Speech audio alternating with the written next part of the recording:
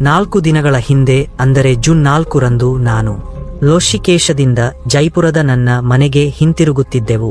ನಾವು ಸಹ ನಮ್ಮ ಮೊಬೈಲ್ನಲ್ಲಿ ಚುನಾವಣಾ ಫಲಿತಾಂಶಗಳ ಸುದ್ದಿಯನ್ನು ಇಟ್ಟುಕೊಂಡಿದ್ದೆವು. ನಂತರ ಸಂಜೆ ತಡವಾಗಿ ನಾನು ನೀಟ್ಗೆ ಸಂಬಂಧಿಸಿದ ವಿಡಿಯೋಗಳನ್ನು ನೋಡಿದೆ. ನನ್ನ ಇಮೇಲ್ ಮತ್ತು ಸಾಮಾಜಿಕ ಮಾಧ್ಯಮದಲ್ಲಿ ವಿಡಿಯೋಗಳನ್ನು ಮಾಡಲು ವಿನಂತಿಗಳು ಬರಲಾರಂಭಿಸಿದವು. ಆರಂಭದಲ್ಲಿ ನಾನು ಸಾಮಾನ್ಯ ವಿಡಿಯೋ ವಿನಂತಿಗಳ ಕೆಲವು ಸಂದೇಶಗಳನ್ನು ಹೊಂದಿದ್ದೇನೆ, ಆದರೆ ಜೂನ್ 5ರ ಬೆಳಿಗ್ಗೆ ನನ್ನ ಇಮೇಲ್ ಮತ್ತು ಎಲ್ಲಾ ಸಾಮಾಜಿಕ ಮಾಧ್ಯಮ ಲೇಖಗಳು ವಿಡಿಯೋ ಮಾಡಲು ವಿನಂತಿಗಳಿಂದ ತುಂಬಿವೆ. ನೀಟ್ ಹಗರಣವನ್ನು ನಾನು ವೀಕ್ಷಿಸಿದಾಗ ಇದು ನಿಜವಾಗಿಯೂ ಒಂದು ದೊಡ್ಡ ಹಗರಣ ಎಂದು ನಾನು ತಿಳಿದುಕೊಂಡೆ ಮತ್ತು ನಾನು ಕೋಟಾದಲ್ಲಿ ಅಡ್ವಾನ್ಸ್ಗೆ 1 ವರ್ಷ ತಯಾರಿ ನಡೆಸಿದ್ದರಿಂದ ನಾನು ತಕ್ಷಣ ನೀಟನ್ನು ಹೇಳಲು ಸಾಧ್ಯವಾಯಿತು. ಪರಿಸ್ಥಿತಿ ತುಂಬಾ ಹದಗೆಟ್ಟಿರುವ ಈ ಸಮಯದಲ್ಲಿ ಅರ್ಜಿದಾರರು ಹೋಗುತ್ತಿರಬೇಕು. ಕೆಲವು ವಿದ್ಯಾರ್ಥಿಗಳು ಆತ್ಮಹತ್ಯೆ ಮಾಡಿಕೊಂಡಿದ್ದಾರೆ ಮತ್ತು ಕೆಲವರು ಮರುವಸೋ ಮಾಡದಿದ್ದರೆ ಮನಸ್ಸು ತುಂಬಿ ಕುಳಿತಿದ್ದಾರೆ. ನಂತರ ಇಂದಿನ ವಿಡಿಯೋದಲ್ಲಿ ನಾನು ನಿಮಗೆ ಹೇಳುತ್ತೇನೆ, ನೀಟ್ ಒಂದು ಹಗರಣವೇ ಆಗಿರಲಿ, ಚುನಾವಣೆಯ ನೆಪದಲ್ಲಿ 24 ಲಕ್ಷ ಮಕ್ಕಳನ್ನು ವಂಚಿಸಲಾಗಿದೆ ಮತ್ತು ನೀಟ್ಗೆ ನೇರವಾಗಿ ಸಂಬಂಧಿಸದ ನಾವೆಲ್ಲರೂ ಈ ಸುದ್ದಿಯಿಂದ ಏಕೆ ಪ್ರಭಾವಿತರಾಗಬೇಕು. ಪ್ರತಿ ಬಾರಿಯೂ ಮೊದಲಿನಿಂದಲೂ ಪ್ರಾರಂಭಿಸೋಣ. ಇದು ಬಹುಶಃ 4ನೇ ತಾರೀಖಿನಂದು ಗ್ರಾಮ್ ವಾಹಿನಿಯಲ್ಲಿ, ಆದ್ದರಿಂದ ಇದನ್ನು ತನಿಖೆ ಮಾಡಬೇಕು ಮತ್ತು ಅದನ್ನು ಉನ್ನತ ಏಜೆನ್ಸಿಯಿಂದ ಸಿಬಿಐ ತನಿಖೆ ಮಾಡಬೇಕು. ಪ್ರವೇಶ ಪರೀಕ್ಷೆಯು ರಾಷ್ಟ್ರೀಯ ಮಟ್ಟದ ಪ್ರವೇಶ ಪರೀಕ್ಷೆಯಾಗಿದ್ದು, ಇದರಲ್ಲಿ ಉತ್ತೀರ್ಣರಾದ ನಂತರ ಆಸಫೆಲ್, ಆಯುರ್ವೇದ, ಹೋಮಿಯೋಪತಿ ಮತ್ತು ನರ್ಸಿಂಗ್ ಕೋರ್ಸ್ಗಳಂತಹ ವೈದ್ಯಕೀಯ ಕಾರ್ಯಕ್ರಮಗಳಲ್ಲಿ ಪ್ರವೇಶವನ್ನು ಪಡೆಯಬಹುದು. ಈಗ ಮೆಡಿಸಿನ್ ಓದುತ್ತಿರುವ ವಿದ್ಯಾರ್ಥಿಗಳಿಗೆ ಇದು ದೊಡ್ಡ ಮೈಲಿಗಲ್ಲು. ಅಂದರೆ ದೇಶದ ಮಹತ್ವಾಕಾಂಕ್ಷಿ ವೈದ್ಯರು ನೀಡುವ ದೊಡ್ಡದಾಗಿರಬೇಕು, ಏಕೆಂದರೆ ನಮ್ಮ ದೇಶದಲ್ಲಿ ರಿಗ್ಗಿಂಗ್ ಇದೇ ಬಹುತೇಕ ಪ್ರತಿ ಪರೀಕ್ಷೆ. ಅದಕ್ಕಾಗಿಯೇ 2017ರಲ್ಲಿ ಕೇಂದ್ರ ಸರ್ಕಾರವು ಯೋಗ ಪರೀಕ್ಷಾ ಏಜೆನ್ಸಿಯನ್ನು ರಚಿಸಿದೆ. ಆದರೆ ವ್ಯಯ ಸುಮಾರು 17 ಪರೀಕ್ಷೆಗಳನ್ನು ನಡೆಸುತ್ತದೆ, ಆದರೆ ಇವುಗಳಲ್ಲಿ ಔತಥಾಹನೆ ಮತ್ತು ವಂಶದ ಪ್ರವೇಶವನ್ನು ನಡೆಸುತ್ತದೆ. ಪರೀಕ್ಷೆಯು ಸಾಕಷ್ಟು ಪ್ರಸಿದ್ಧವಾಗಿದೆ. ನೀವು ಭಾರತದಲ್ಲಿ ಉತ್ತಮ ವೈದ್ಯರಾಗಲು ಬಯಸಿದರೆ ನೀವು ಪ್ರವೇಶವನ್ನು ಪಡೆಯಬೇಕಾದರೆ ಉತ್ತಮ ವೈದ್ಯಕೀಯ ಕಾಲೇಜಿನಲ್ಲಿ ಅದನ್ನು ಪಡೆಯಬೇಕು. ನೀವು ವೆನ್ಸೋನಲ್ಲಿ ಉತ್ತಮ ಶ್ರೇಣಿಯನ್ನು ಪಡೆಯಬೇಕು. ಇದು ಸಂಪೂರ್ಣ ಸಮಸ್ಯೆಯಾಗಿದೆ. ಇದನ್ನು ಚೆನ್ನಾಗಿ ಅರ್ಥಮಾಡಿಕೊಳ್ಳಲು ನೀವು ಮೊದಲು ಈ ವೆನ್ಸೋ ಪತ್ರಿಕೆಯ ಗುರುತು ಯೋಜನೆ ಎಂಬುದನ್ನು ತಿಳಿದುಕೊಳ್ಳಬೇಕು. ಈ ಪತ್ರಿಕೆಯಲ್ಲಿ ಒಟ್ಟು 200 ಪ್ರಶ್ನೆಗಳಿವೆ. ಅದರಲ್ಲಿ ಒಬ್ಬ ವಿದ್ಯಾರ್ಥಿ ಕೇವಲ 180 ಪ್ರಶ್ನೆಗಳನ್ನು ಪಡೆಯಬೇಕು. ಅಂಕಗಳು ಮತ್ತು ಪ್ರತಿ ತಪ್ಪು ಪ್ರಶ್ನೆಗೆ 1 ಅಂಕವನ್ನು ಕಡಿತಗೊಳಿಸಲಾಗುತ್ತದೆ. ಆದ್ದರಿಂದ ನೀವು ಸ್ವಲ್ಪ ಗಣಿತವನ್ನು ಪ್ರಯತ್ನಿಸಿದರೆ ವೆನ್ಸೋನ ಒಂದು ಪತ್ರಿಕೆಯು ಒಟ್ಟು 720 ಅಂಕಗಳನ್ನು ಹೊಂದಿದೆ, ಅಂದರೆ 184. ಯಾವುದಾದರೂ ಇದ್ದರೆ ಈ ಮಾರ್ಕಿಂಗ್ ಸ್ಕೀಮ್ ಅನ್ನು ಅರ್ಥಮಾಡಿಕೊಳ್ಳಿ. ಒಂದು ಮಗು 180ರಲ್ಲಿ 180 ಪ್ರಶ್ನೆಗಳನ್ನು ಸರಿಪಡಿಸುತ್ತದೆ.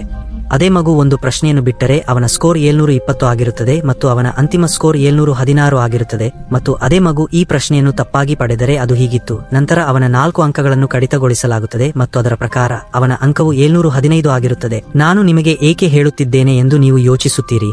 ಅದಕ್ಕಾಗಿಯೇ ವ್ಯಥೆಯ ಈ ಹಗರಣವು ಸಿಕ್ಕಿಬಿದ್ದಿದೆ. ನೋಡಿ, ವೆನ್ಸೋ ಪರೀಕ್ಷೆಯಲ್ಲಿನ ಅಧಿಕೃತ ಮಾರ್ಕಿಂಗ್ ಸ್ಕೀಮ್ ಪ್ರಕಾರ ನೀವು 720ರಲ್ಲಿ 720 ಅಂಕಗಳನ್ನು ಪಡೆಯಬಹುದು ಎಂದು ನಾನು ಹೇಳಿದೆ.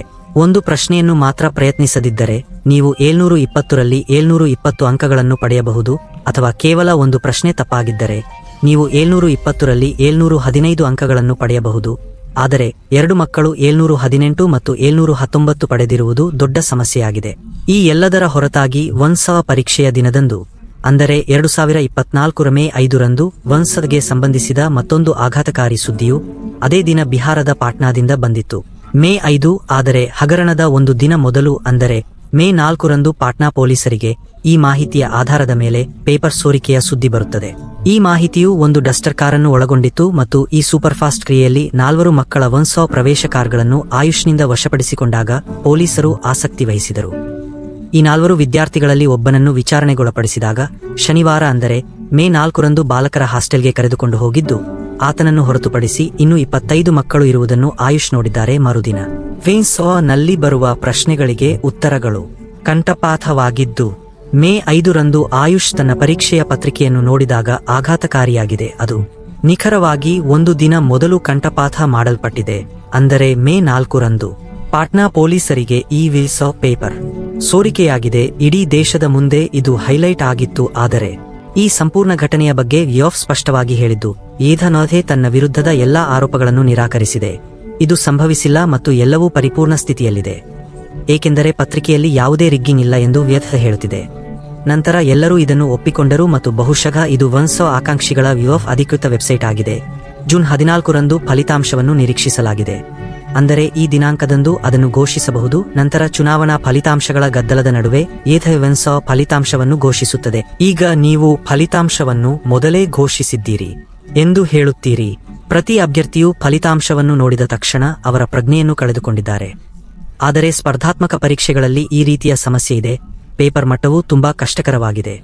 ಅಂದರೆ ಮಗುವಿಗೆ ಪೂರ್ಣ ಅಂಕಗಳನ್ನು ಪಡೆಯುವುದು ಸ್ವಲ್ಪ ಕಷ್ಟ. ಇದುವರೆಗಿನ ದಾಖಲೆಯಲ್ಲಿ ಗರಿಷ್ಠ 3 ಮಕ್ಕಳು ಮಾತ್ರ ಮೊದಲ ರ್ಯಾಂಕ್ ಪಡೆಯಲು ಸಾಧ್ಯವಾಯಿತು. 3 ಮಕ್ಕಳು ಒಟ್ಟಾಗಿ ಒಂದನ್ನು ಪಡೆಯಲು ಸಾಧ್ಯವಾಯಿತು. ಆದರೆ ಈ ಬಾರಿ ಎಷ್ಟು ಮಕ್ಕಳು ಅಖಿಲ ಭಾರತ ರ್ಯಾಂಕ್ ಪಡೆದಿದ್ದಾರೆ?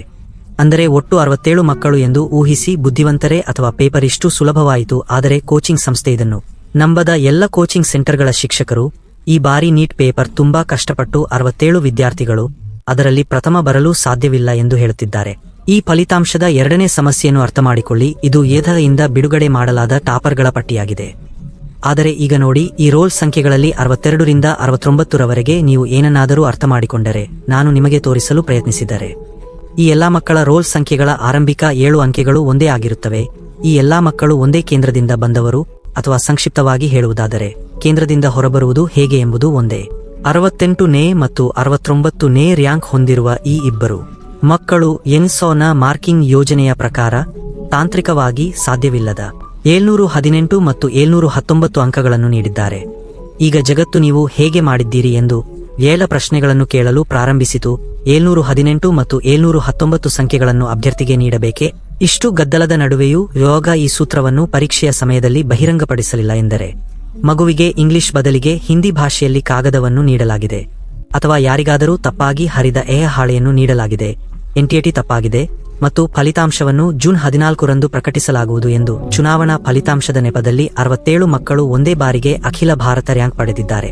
ಹರಿಯಾಣದಲ್ಲಿ ಒಂದೇ ಕೇಂದ್ರದಿಂದ 8 ಮಕ್ಕಳು 718 ಮತ್ತು 719 ಅಂಕಗಳನ್ನು ಗಳಿಸಲು ಬಿಹಾರ, ರಾಂಚಿ ಮತ್ತು ರಾಜಸ್ಥಾನದಿಂದ 719 ಅಂಕಗಳನ್ನು ಪಡೆಯುವುದು ಅಸಾಧ್ಯವಾಗಿದೆ ಎಂಬುದಾಗಿ ವರದಿಯಾಗಿದೆ. ನನ್ನ ಕುಟುಂಬದ ಸಂಬಂಧಗಳು ಅಥವಾ ಸ್ನೇಹಿತರ ವಲಯದಲ್ಲಿ ಪ್ರಾಮಾಣಿಕವಾಗಿ ಸಂಭವಿಸಿದೆ. ನಾನು ವೆನ್ಸಾ ಪರೀಕ್ಷೆಯನ್ನು ನೀಡಿಲ್ಲ, ಅಥವಾ ನನ್ನ ಜ್ಞಾನದಲ್ಲಿ ನನಗೆ ಹತ್ತಿರವಿರುವ ಯಾರೊಬ್ಬರೂ ಈ ಪರೀಕ್ಷೆಗೆ ತಯಾರಿ ನಡೆಸಿಲ್ಲ.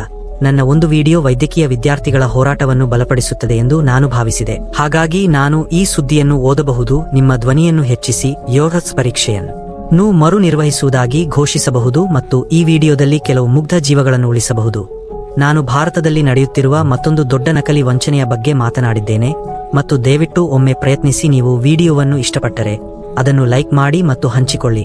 ಇಂತಹ ಹೇಳಲಾಗದ, ಕೇಳದ ಮತ್ತು ನೋಡದ ಕಥೆಗಳಿಗಾಗಿ ರಾಟ್ ಕನ್ನಡಗೆ ಚಂದಾದಾರರಾಗಿ. ಹನುಮಾನ್ ಚಾಲೀಸಾದ ಸಾಲಿನ ವಿವರಣೆಯನ್ನು ನೀವು ತಿಳಿದುಕೊಳ್ಳಲು ಬಯಸಿದರೆ ದಯವಿಟ್ಟು ಕಾಮೆಂಟ್ಗಳಲ್ಲಿ ನಮಗೆ ತಿಳಿಸಿ.